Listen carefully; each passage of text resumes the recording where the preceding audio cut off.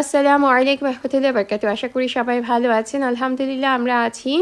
এটা আমার শনিবারের ভিডিও। মাঝখানে বেশ কিছুদিন ভিডিও দিতে পারিনি ব্যস্ততার কারণে, ভিডিও করতেও পারিনি ব্যস্ততার কারণে। তো শনিবার দিন ভিডিও করলাম। শনিবার দিন সকালে প্রচণ্ড বৃষ্টি ছিল, প্রচুর বৃষ্টি হয়েছে। তার ভেতরে আমার বড় ছেলের টুর্নামেন্ট ছিল, তো ওটা ওই মাঠের এরপর আমরা শনিবার বাজার টাজার থাকে, বাজার টাজার করে আমি এবং আমার হাজব্যান্ড গার্ডেনে চলে যাই।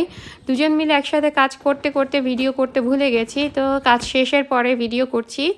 ওখানে একটা মাচা তৈরি করেছি যাতে আমরা যে এইসব গাছগুলো মানে লতানো সেগুলো যাতে আমরা লাগাতে পারি, আর মাটিগুলোকে মোটামুটি তৈরি করে ঢেকে দিয়েছি। এই তো আমার হাজব্যান্ড ঘরটা লাগিয়ে আমরা বের হয়ে যাচ্ছি।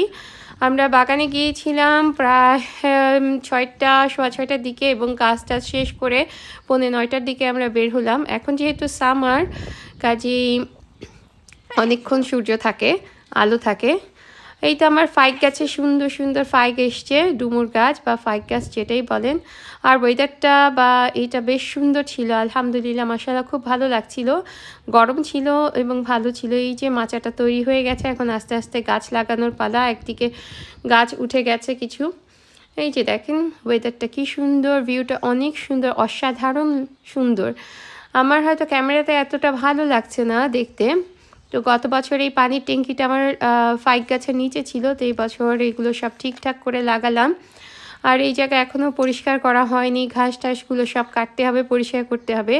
এই জায়গাটা পরিষ্কার করে ঢেকে দিয়েছি যাতে ঘাস না উঠে। আমি এই জায়গাটা আরও কিছু কাজ করতে হবে আমার।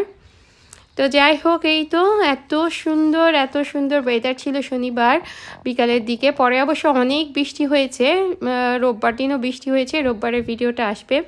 তো শনিবার দিন ফায়ারওয়ার্ক হয়েছে আপনার কাসেলের দিকে, মানে রাজপ্রাসাদে, হাইডেলবার্গের রাজপ্রাসাদে ফায়ারওয়ার্ক হয়েছে। তো সেইটারই একটু সন্ধ্যার দিকে সেইটা আমি একটু ভিডিও করেছিলাম। এখানে ফিংস ফেরিয়ান চলছে, তো ফিংস উপলক্ষে এই